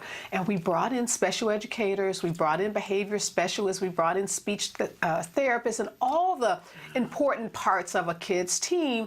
So there's academic enrichment, which is STEM focused, so science, technology, brought in some USC, grad students to teach our kids how to, put together robots and manipulate robots, because our kids kids love technology. And so there's academic enrichment in the morning, and in the afternoon there's sports and there's drama and music and lots of fun things. And kids are making friends. So there's that focus on social skills and social development. And last year they performed a play called, the Willy Wonka and the Chocolate Factory goes to Harlem. So they put a little spin on it, made it kind of funky, and had some rap music, but had some of the higher functioning kids actually reading lines, and but had everyone included, all 300 kids included in this mass production. So it's a really special camp program, and again we get tons of support through this fundraiser that we do in May, and we raise money for the camp so that parents don't have to pay for it, and they don't have to haggle with the regional center even over getting an aid, because some of the kids are pretty involved, but we accept those kids because we do have behavior aids, and we partner with the County of Los Angeles, and we get about 60 camp counselors. So we give these young people an opportunity to work with our population, and we inspire them to start thinking about careers working with those with disabilities. So it's a really special camp program. Amazing. So excited about that. Of course. And then on top of that, you have quite a program where you help people to learn how to be their own advocates and pay that forward. Yes, that's called PAM. That's our Parent Advocacy Mentor Program. And we've trained about 350 parent advocates. It's an 18-hour intensive training program. And we bring in top-notch psychologists, special ed attorneys, social workers, and they're teaching these parents not just how to be advocates for their own children, but how to go out, as you say, and pay it forward, mentor other parents, become grassroots leaders. How can they, tell their stories to legislators and policymakers? So we take a big busload of these parents to Sacramento every year and, get them in front of the legislators to say, this is what's happening around the state, and this is why we need you on these budget items to be thinking about our families and our kids. So very excited about that program, because we know there are no more, engaged, civically involved people than a parent of a child with autism. That's right. You talk about a person on a mission. So our parents are on a mission to change the lives of, not only, again, their own kids, but they want to see all the kids come up together. So we get these energetic, inspired parents, and then we give them those skills, teach them how to refine all that energy so that they can go and, just be ambassadors and a voice for, kids who don't have that voice. You guys are remarkable. You're remarkable, what you do, and now you understand why, I looked at her and said, my goodness, I want to follow in her footsteps in some way, somehow. And I just want to give you a minute to talk about, we talked briefly about the CDC numbers, and you are somebody who's a mover and shaker in this community. And if you had a message for people that are watching about where we go next, you're a leader, lead us. What would you like to see? What I want to say to the community is, don't be discouraged.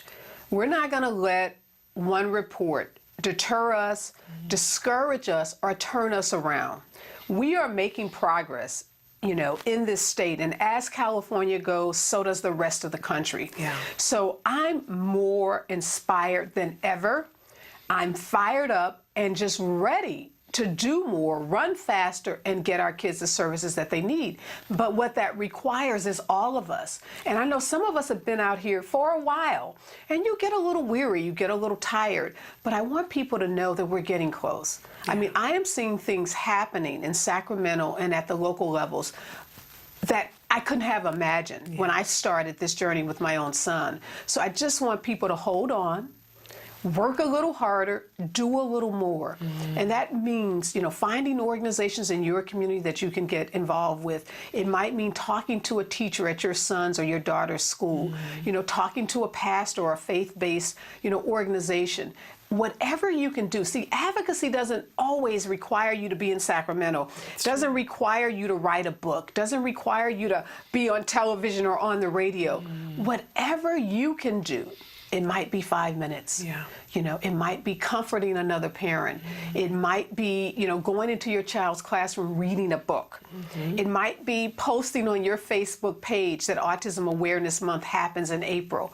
I want every parent out there to know that they can be an advocate in their own right, because we all have it within us to be advocates. And you know, my book is The Everyday Advocate, so I think everyone can be an everyday advocate.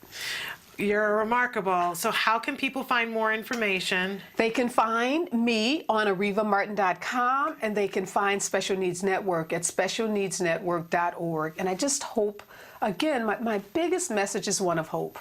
You know, again, the numbers are startling, and the work that we have to do is enormous, but I'm just encouraged by women like Shannon that do what you do, because it's so important in terms of raising awareness, and I'm just encouraged by all the parents that I have an opportunity and privilege to work with, because together we're really changing lives. And if we just stay the course, we're going to see something remarkable happen in this community. Well, there you have it, ladies and gentlemen. Ariva Martin, thank you so much for being here. I'm regenerized. This is a great day. You lived up to all the expectations, and I can't say that about everybody, right? But I'm thrilled that you were here. We have to take a break, but when we come back, we're going to be joined by Dr. Jonathan Tarbox, and he's going to be answering some of your questions. But make sure, if you can get to that Tools for Transformation conference, get there. Get there if you can. Thank you again, and we'll be back after these messages. What are you doing? He knows more about this than I do. It scares me. We're watching Happy Feet right now, and it has helped us in his feeding. As per a suggestion, we stop it and make it fun for him to take his next bite. Take a bite. Take a bite.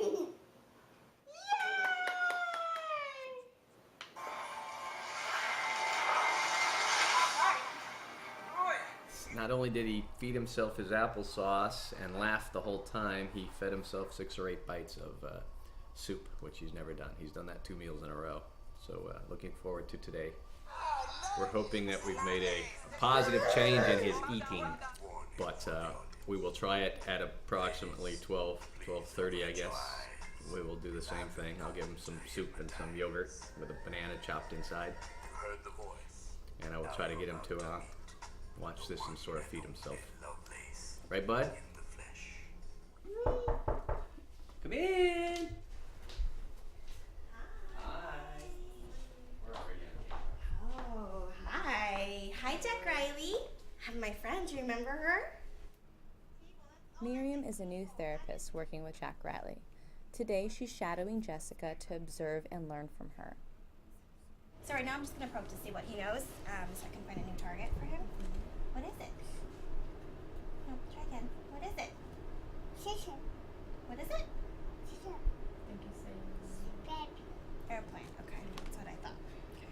What is it? No, what is it? Hey, we need to do work first and then you get the toy, okay? What is it? No, you need to look better. That's unusual. You need to look better, buddy. Nope, try again. What is it? No. Do you want your toy? Toy? Okay, well what is it? Okay, thank you.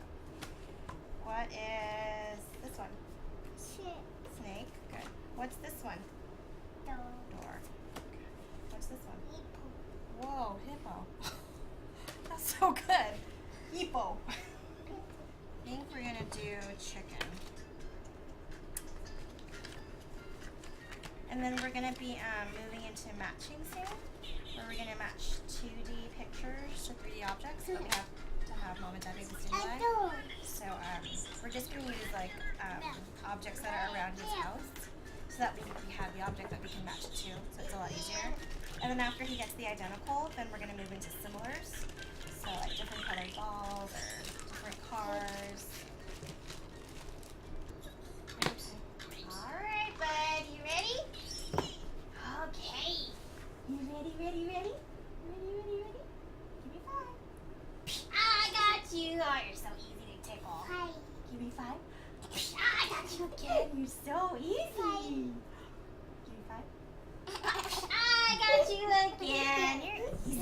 Okay, okay, one more time. I got you. Where's the tickle spot? It's right here. Okay. What is it? Say chicken. Chicken. Good. What is it? Chicken. Say chicken. Good. What is it? Chicken. Good. Sit up though. What is it? Chicken. Chicken. Very good. All right. Here you go, kiddo. Watermelon. Watermelon. Pineapple. Pineapple. Pineapple. Watermelon. Watermelon. Super cool. I know. We're going to be feeding That's the now. one that's different. Shireen was here, so I just gave him pancakes. Okay.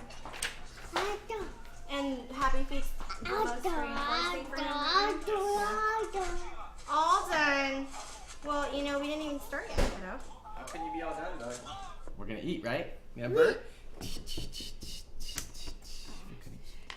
I'm going to try doing it for Okay. now. Is that okay? Yeah, sure. Just to see. So here's the play. pause, and there you can just hit the pause again and Right. it'll play. Okay. So we're going to take a bite. And then we get the movie.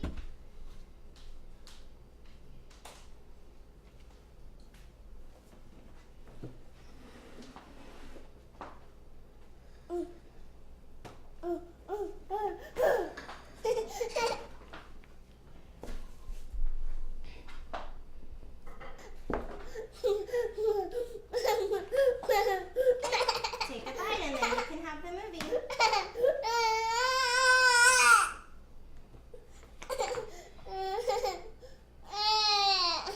want me to try it? Ordinarily, he would have applesauce right now. And he'll feed himself. He'll feed himself with that better than this? Yes. Has he fed himself yogurt?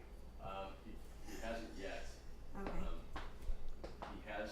We've done applesauce and then soup, and he started on the soup. He did a few bites on the soup after finishing the applesauce. Okay.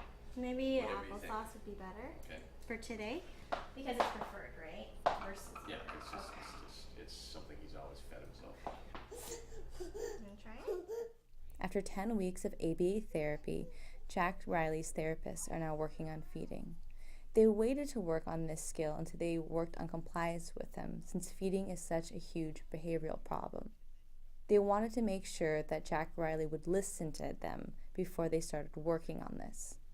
In order for Jack Riley to watch the movie, he must feed himself a bite. And since it's such a preferred item, they are hoping it will motivate him to eat. This is new for Jack Riley. So therefore, the tantrums are going to be much bigger because he's not used to this. That's good. Nice job. You did it. There you go. Nice job. There you go. All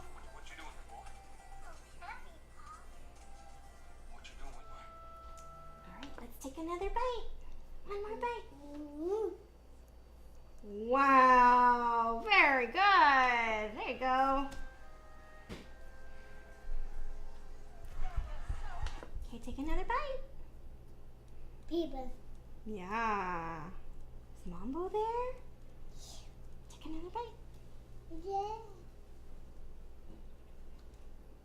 Awesome. Let me see.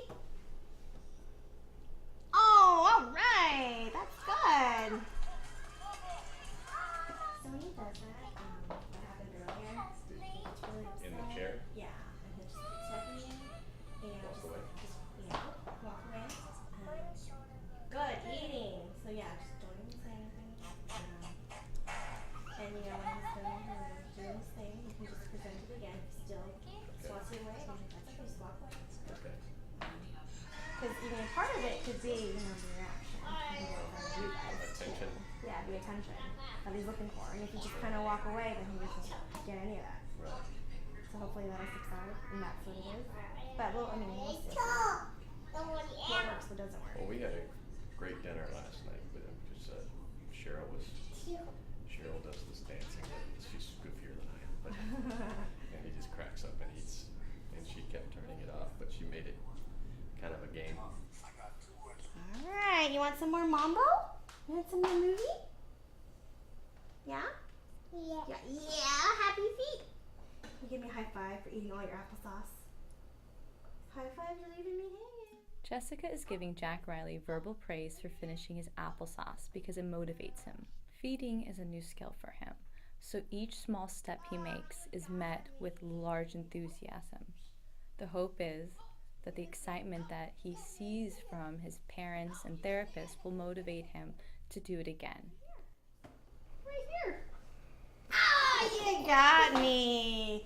Want some more movie? Yeah? Okay. Here you go.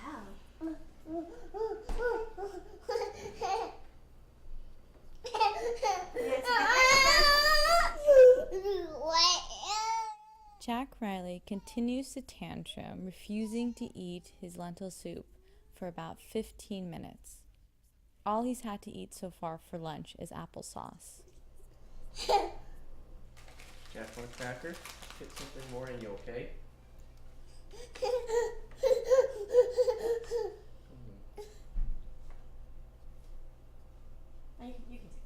Okay. Alrighty. I just wanted to see if he would feed himself the soup, but that's okay. We can do that another day. He might just be mad now. Yeah. You want to just take a bite? One bite. Now we'll watch this. You kidding me? Ding, ding, ding. Take a bite. Take a bite. Take a bite. I know. You have to earn it though, huh? Life gets tough. That's how you get paychecks. You earn it. Right? Whoa. Whoa. Whoa.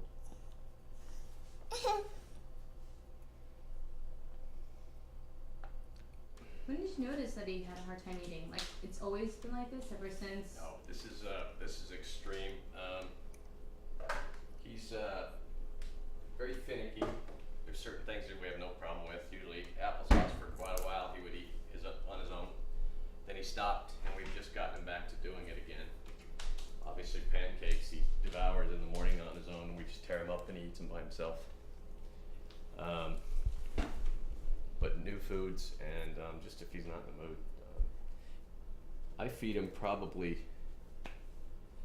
most of his lunches because I'm home during the day more often than Cheryl is. And she's more apt to feed him dinner. She probably does a better job than I do, but we do it a little bit differently.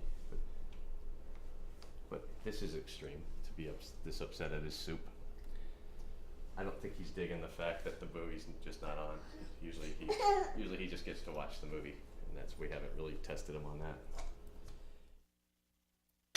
Welcome back to Autism Live. We are having a very big day here in this first week of Autism Awareness Month, and so we're capping off the week with one of my favorite people on the planet, Dr. Jonathan Tarbox.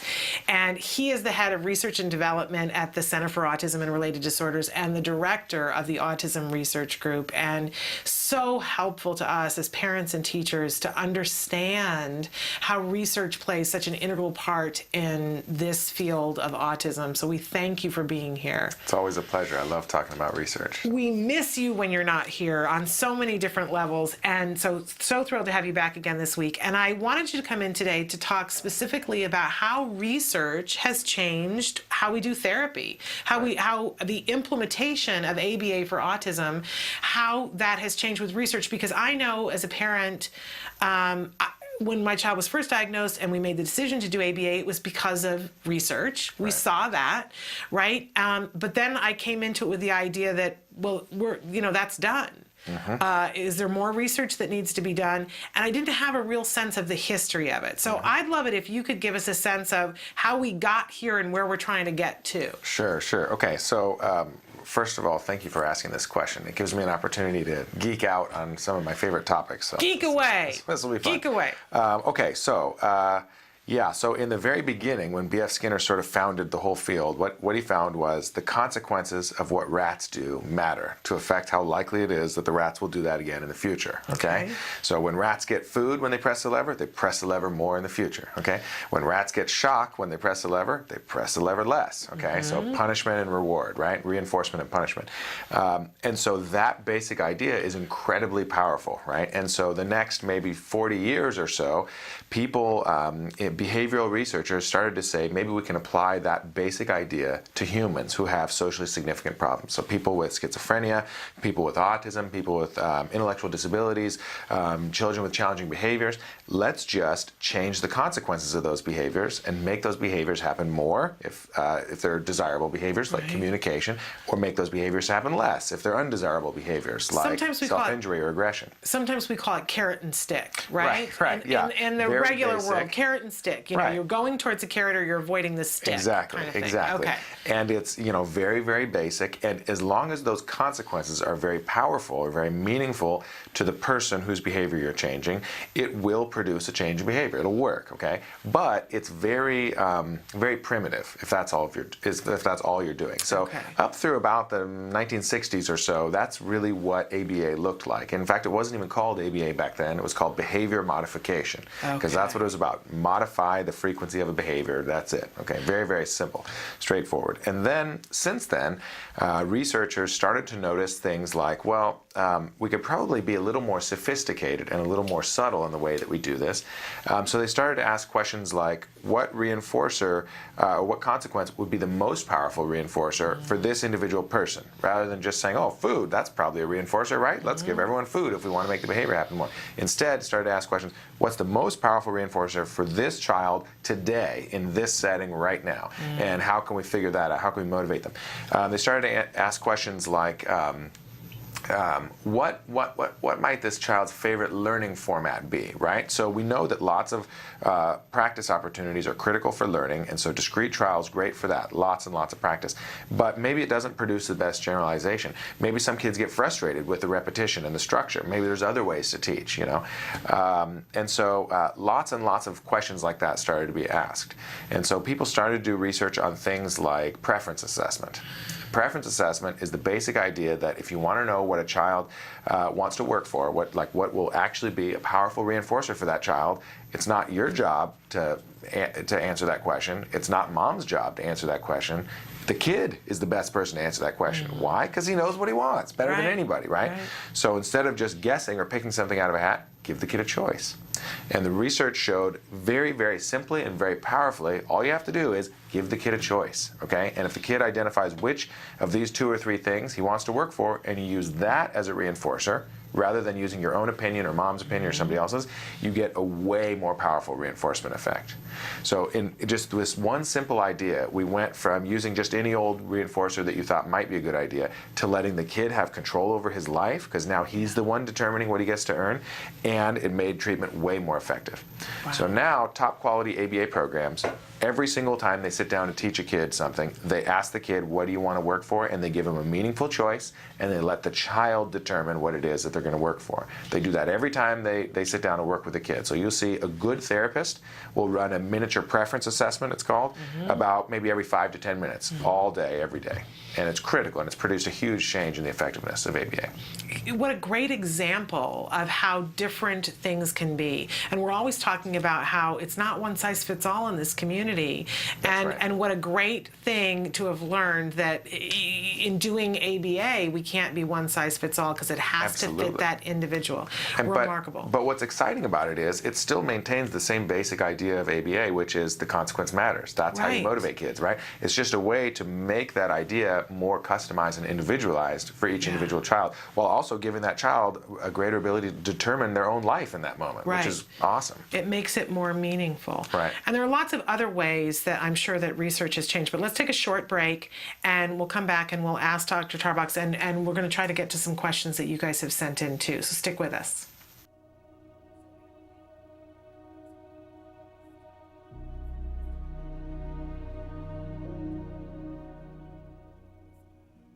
Hello, fellow activists. Last week, we talked about the first step to empowerment. Accept and embrace this challenge. Sometimes you have people that support you in your denial. Maybe it's your husband. Maybe it's your mother. When I expressed my concern to my pediatrician about Wyatt losing language around the age of 2, his response, maybe he's a late talker. He's a boy. Let's wait and see. But what about the temper tantrums? What about the fact that he put his head through the kitchen window? What about the bite marks and scratches all over my arms and chest? He said he's probably just frustrated that he can't express himself. Let's wait and see. But autism doesn't afford us that luxury. Of course, I was relieved with my pediatrician's reassurances, but I should have gone with my gut, because if I had, I could have gotten a diagnosis 2 years earlier, and I lost 2 valuable years that could have been spent on early intervention. And finally, when Wyatt was diagnosed, he was misdiagnosed. But of course, part of that was my problem too. I lied in a lot of those parent questionnaires so things looked better. I can't turn back the hands of time, but I can recommend that you face this challenge head on. Denial prevents us from walking a path we eventually will have to walk anyway. The sooner you face the truth, the sooner you can help your child. Until next time, take care of yourself and keep the faith. Welcome back to Autism Live. We call this Science Beat with Dr. Jonathan Tarbox because we ask Dr. Tarbox to come and kind of put things in a scientific perspective for us. And that's, I don't know about you at home, but that's a really important thing for me as a parent, that I want to follow the science.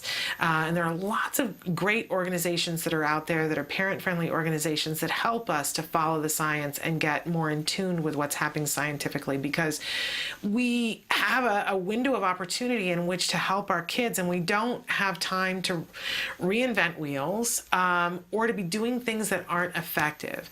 And we know, of course, and if you watch the show, we know that ABA is very effective in creating progress for our kids. But we've asked Dr. Tarbox to talk about how research, after we know that it's effective for our kids, how has research changed what we do, and how does it continue to change? Because I was saying before that sometimes I think as parents, we just sort of think, oh, well, ABA is done. And I've met lots of people who think that ABA is the same thing that was being done 20 years ago, and it's vastly different, but it continues to change. You continue to be informed by science to get better and to hone this vehicle, this ABA vehicle, to better help individuals on the spectrum. So before the break, when in the last segment we were talking about preference assessments and making sure that the reward is specific to the individual and powerful to them. What are some other ways that research has continued to help ABA grow and get better? Right, so there's too many to even pick, so I'll just pick another random one. But okay. So another one is the idea of different teaching formats and customizing the teaching format to the individual skill you're teaching and to the individual child, you know, to make it optimally effective and to make it the most fun for the child. And so early forms of intensive ABA used mostly discrete trial training. Almost everything was discrete trial training, and it worked. It worked great. But people started to have concerns about how does a child generalize those skills that they learn in discrete trial to the natural environment. And also they started to notice that some children just simply hate the structure and the repetition of discrete trial. And so people started to do research on other teaching formats, for example, what we call natural environment training today. The very earliest form of that was incidental teaching, first researched by Hart and Risley in 1968, I think. So it's actually, it was being developed very early on, but I would say only in the last 20 or 30 years have people really caught on, and that's where you insert teaching opportunities into the natural activities that you do with your child or your client during their daily life, and you make it as fun as possible, and you use the child's source of motivation to structure the teaching opportunities around. And I just want to interject, for those of you at home who haven't caught up with all of our jargon, doing discrete trial, which we refer to sometimes as DTT, and the NET, the natural environment training. And this goes perfect with something that I met somebody at an event a couple of weeks ago. A lot of times when you look up ABA online and you go to YouTube, you will get a video, and it's a kid sitting at a table, and there's a therapist who's showing cards at a table. And they show that as ABA, but that is in fact DTT. Exactly right, and that's one critically important teaching procedure within ABA. It's probably the most important one that you spend the most amount of time on, but an ABA program that only consists of discrete trial training is garbage. These days, no one would think that that's acceptable anymore. It's one critical component. But you know, a good analogy is like if you wanted to get better at shooting baskets in basketball, one way to do that is to go to the basketball court by yourself, or maybe, or not by yourself with a coach or a tutor, and stand there and shoot baskets over and over from different positions, and you get repeated practice. It's very structured. You get immediate feedback, like, okay, you do the behavior, and either it works or it doesn't. Try again, try again, try again, okay? Right. Is that going to help you get better at shooting baskets? Absolutely, right? But if that's all you ever did, would you actually be good at shooting baskets when it comes time to playing a game if you never practice playing a game? No, you're going to get frustrated. Right, yeah. And so so it's equally critical to actually practice playing basketball a lot with actual games, right? And so that's more like the natural environment training thing, is just go play basketball. Whereas practicing shots from specific areas in the court is more like the discrete trial element. No one is going to say that you only do one and not the other. It's always both. And the combination just depends on the particular child you're working with, the particular skill you're working on. If they like one format way more than another, that's fine. But it was a huge contribution to the effectiveness and quality of ABA, and it came directly from research. First, it was called incidental teaching, and then pivotal response teaching, milieu teaching. There's some different sort of brands and varieties of natural environment training, but all of those came from research, and all of those are included in top quality ABA programs today. And I think it's so important to reiterate that, because as I was saying, I went to this event a couple of weeks ago, and a dad came up to me, and we got talking. He has a daughter on the spectrum in the ideal age to start, right? And I, the question that I always ask when I meet people and they tell me that they have a child on the spectrum, I always say to them, are you getting good quality ABA yet? And then if they say yes, I say, how do you know it's good quality ABA? So we sort that out, right? Because I want to be sure. But I'm so disheartened by the fact that so many parents still will say no, and it always is that, no. And I said, okay, why? Because you need to, you need to. And he said, well, I'm still open to it, but my wife went online and she looked at videos and she saw these very contrived things and people using these very contrived voices, and she doesn't want that for our daughter. Right. And I had to have the conversation and say, the thing I always say is that, it's those analogies that you have to do for SATs, that DTT is to ABA as steering wheel is to your car. Right. And if you were going to do a car ad, you wouldn't just show the steering wheel and say, hey, buy the car, right? You would want to see the whole car, but you wouldn't want to buy a car without a steering wheel either. Right. Exactly right. And so I was trying to impress upon that parent, all she has seen is the steering wheel. You got to show her the whole car.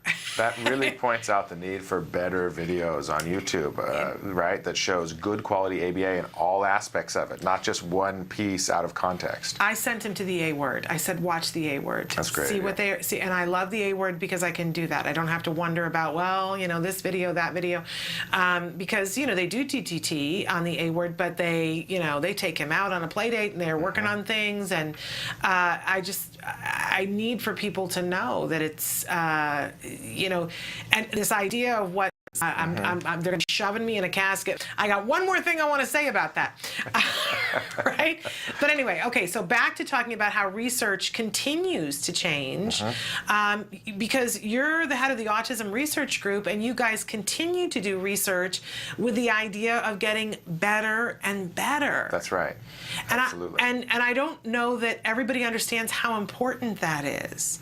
Yeah, it's really critical, and I'm glad that you mentioned that, because one of the main things we're working on right now at CARD and at Autism Research Group is pushing ABA research into procedures for teaching really complex cognitive skills that most of the world thinks are simply a brain function. So if you can't do it, too bad, there's something wrong with your brain, right? Things like perspective taking, predicting other people's intentions, emotions, feelings, planning, working memory, all these really complex skills that you and I and the rest of the typically developing population engage in on a regular basis that we'd be completely lost without.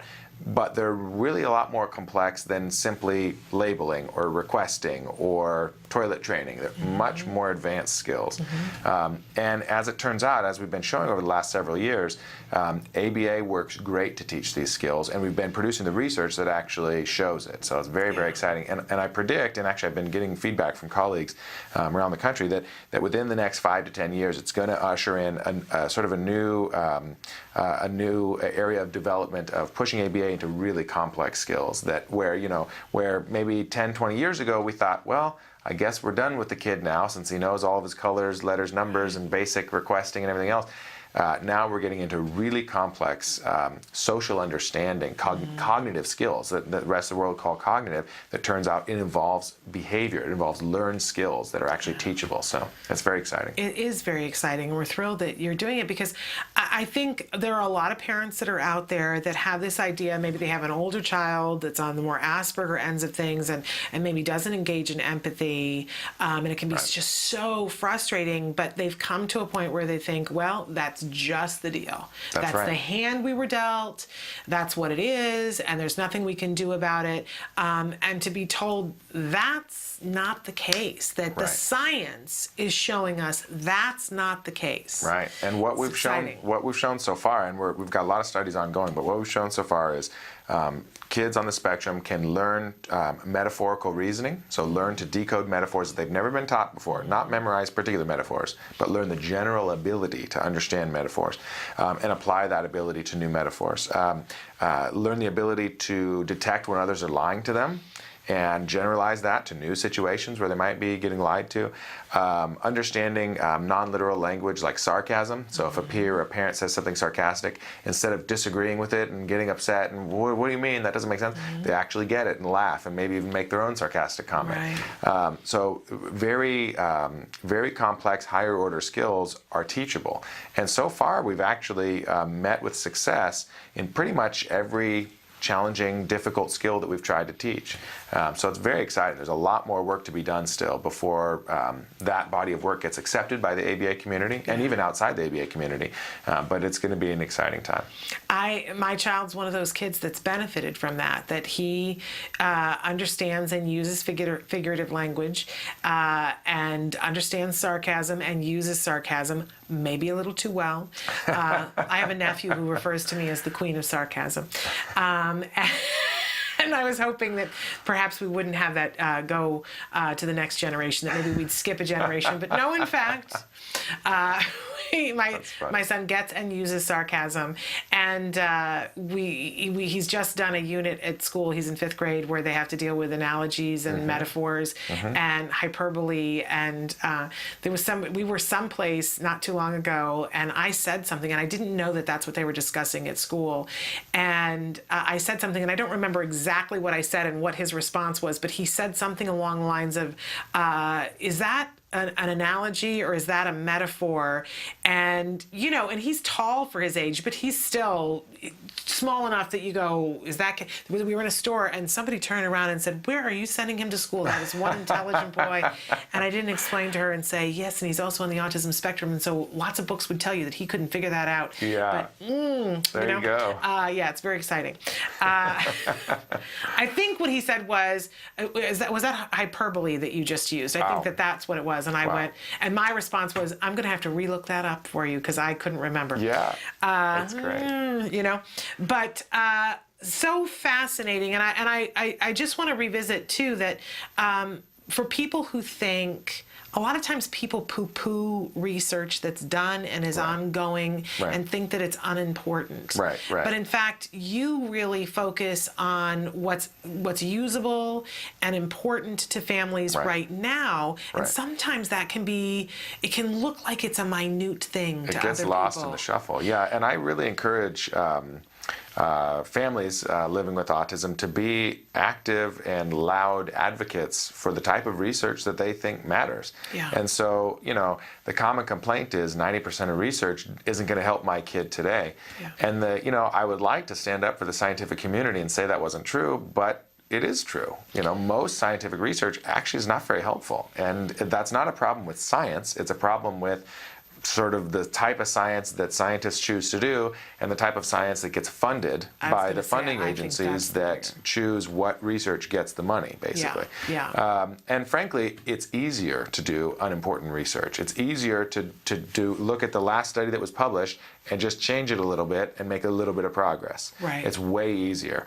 It's much more challenging to really put a foot out there into unknown terrain and do something that has a good chance of not working, you know, and a lot scarier, really, for the scientists. But it is important that we continue research, and that we continue research where behavioral intervention is concerned, and that in the amount of time since when my son started getting therapy, things have changed and gotten better. You guys have gotten more efficient at doing what you do, and every year that we can do that, we save children, we save families, we save lives, and for people who are driven by money, we save money.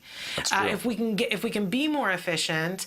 When I went to the ABAI conference and there were people delivering papers, it's amazing. A football field that changes every 2 hours of people delivering papers that they've done research on, and I could spend my whole life there and walk through and learn things.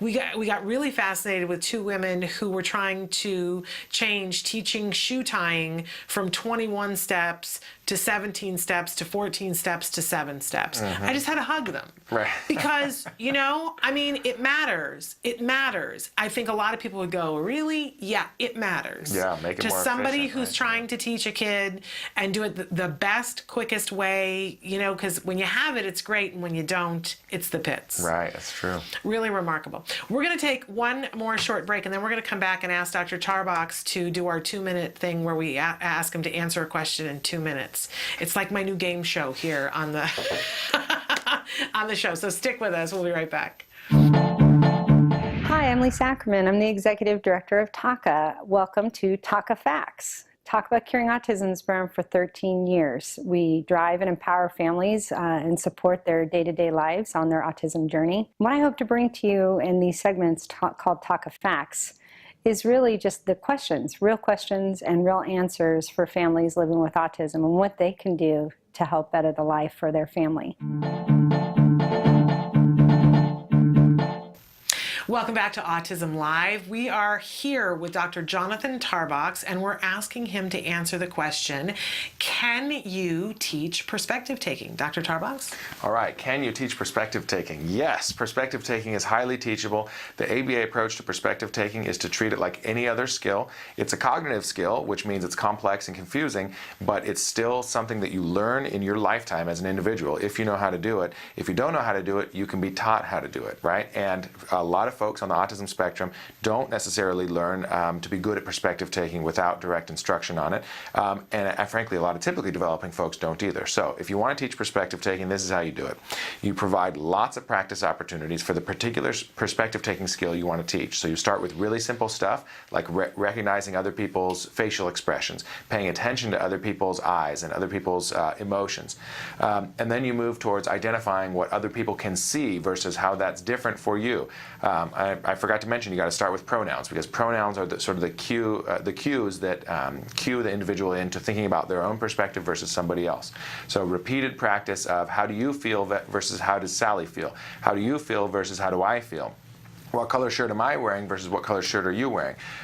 Why do you feel the way you feel? Because I got an ice cream cone and I wanted it. Why is Sally sad? Because she thought she was going to get an ice cream cone, but she didn't get it, right? Then moving on to intention. So you show multiple examples of people doing things intentionally versus accidentally, and literally just prompt and reinforce the child. Did he do it on purpose? Was it an accident? If you were doing that, would you have done that on purpose, or would you do it as an accident? Then move on to knowledge. So what does the other person know versus what do you know? And why does the other person know? Oh, because he was there to see it. Were you there to see it? No. Okay, so that's why you don't know it, right? Moving on to deception. If you wanted to play a trick on mom so she didn't know, what would you have to do? Well, you'd have to keep it out of her view. You'd have to hide. Don't tell her. Don't give away the secret, blah, blah, blah, like that. And then lots and lots of practice across many exemplars until you get generalization to new untrained settings. Remarkable. That was 120 seconds. You win the game show. It's a difficult thing, some of the things that we're asking people to do, and we're asking them to do them in 2 minutes because we know that you have a short amount of time that you have to watch these things, and we're making a whole library on our site of the top 100 questions of autism. Eventually we'll get there, and trying to add on to them every week. So thank you. You win. We need to have some sort of prize for when you get it and do it under 2 minutes.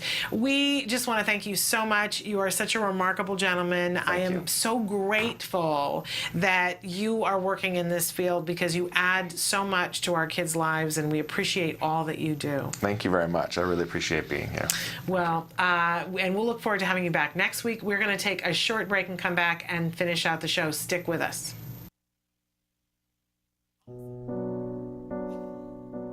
When you find out you're having a boy, you always think like, oh, he's going to play football, he's going to do this and that. And then when he's diagnosed, all those things get washed away. It's like that piece that's always in the back of your mind, you know, where is he, what is he doing, is he safe? We really didn't know what we were dealing with. I wish that they could have directed me a little bit more and provided me some information. I was a young mom. I didn't know what it was like to raise a boy, despite a boy with autism. Hundreds of thousands of families are not getting the help they need for their children with autism all around the country. ACT Today is determined to bridge the gap. These families really have to go through a lot to get a grant. The application process isn't easy. The records, the diagnosis proof, they're really battling for their kids. So when we can give them a grant, it is so wonderful to see that they succeed in getting that help for their children. Our founder, Dr. Doreen Graham-Pichet, is an amazing woman, and she is one of the world's foremost authority on behavior of children with autism. She's extremely knowledgeable, and she oversees every single grant we give. She is part of that process. People may think of autism care and treatment as simply schooling or therapy, but we provide important safety supports, things like fencing, for example. The whole family's living in fear of that child running out into traffic. I recently delivered an iPad to a little boy with some of the apps that are out there for children with autism. Miracles happen. I got the iPad from ACT. From ACT, What yeah. did it say? Can you repeat that, Dustin? I got the iPad from ACT. We have helped so many military families, and when I think of these brave families that are fighting two battles, one to protect our country and one for the right treatment and care for their children, it breaks my heart, and I think we have to do more as a nation to help them. There's not a day that doesn't go by that we don't think about it. Some people say, oh, he's normal. You don't see the battles that I see every single day. My husband does have to deploy, and when they get on that bus, that might be the last time that my kids ever see them. So I called, and then they informed me that he had received the grant, which was like a blessing from above. I was just like speechless. I just started to cry because, without it, we would have been lost. The ACT grant was a total miracle, and without that, we wouldn't be able to receive the service dog. So we're so appreciative what they've done for us as a family.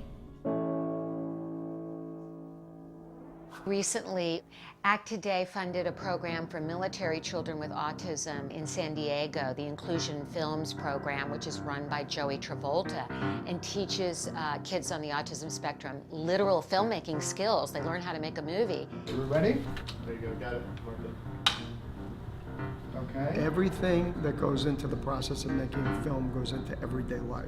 So they're learning life skills, they're learning to collaborate. It was really nice to know how much they were enjoying this camp, and they're with people who are supporting them and are making them feel great about themselves and their differences and their similarities. And I get two kids that are working together and apart and together and apart, so it's an interrelationship as well as a camp and a learning experience. It's so fulfilling when I get letters. One stands out for me, a boy who was 14 with Asperger's, and we gave him a grant to go to a drama camp. He wrote to us and said, "Dear ACT Today, thank you for letting me belong for the first time in my life." These kids are remarkable. We underestimate them. They're so knowledgeable, they're so capable, and we can change the life of a family, which means changing the life of a community.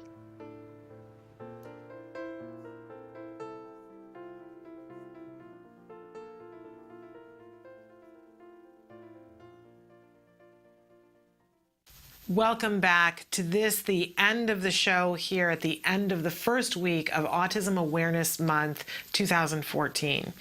It's been a very exciting week, and I got to take a second here to just talk about some of the wonderful guests. And if you missed any of the shows, we had Lisa Ackerman on Monday. We had Larry Hauser was with us. A wonderful, wonderful mom, Jennifer O'Toole, was with us, who's on the spectrum and has a husband on the spectrum and 3 kids on the spectrum for Asper kids. Then yesterday, Dr. Doreen Grandpichet was with us. Nancy Allspot Jackson was with us. Marriage and family therapist Vince Redmond was with us. And then today, my goodness, Dr. Adele Nadowski, Dr. Jonathan Tarbox, and for the first time, Ariva Martin. Man, she got me fired up. I'll tell you what. Now you understand why. Those were the 4 women who just, honestly, I thought, wow, incredible. I have to take a second here to talk about some of the things that you guys have sent in. Somebody said, I wish I could go to that California conference.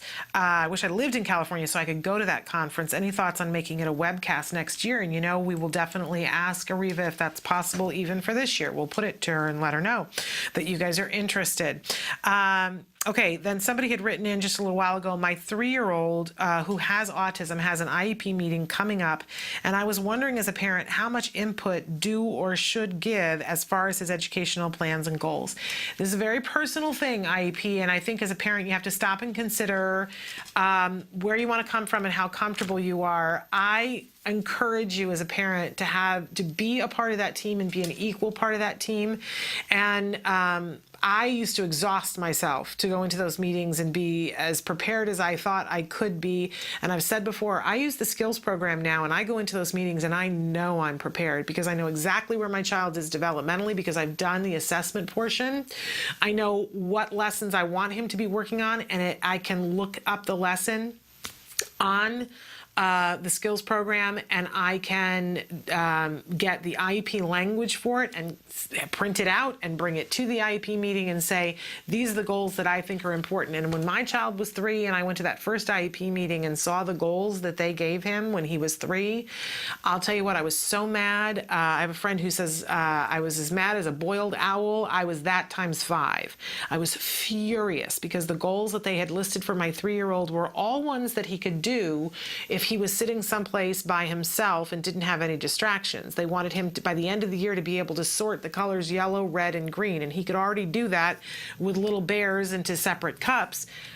Oh, we're out of time. Anyway, and they said, but he can't do it with a bunch of other children, and they wanted him to waste an entire year doing what he could already do just with distraction. Be a part of your child's IEP, and I encourage you to check out skills so you could do it. We're out of time, but I want to thank you guys. I want to tell you that we can do this, right? Be a part of it. You're going to see things on Facebook, and have a wonderful, wonderful weekend, whatever that means to you. Give your kiddos a hug from me, and bye-bye for now.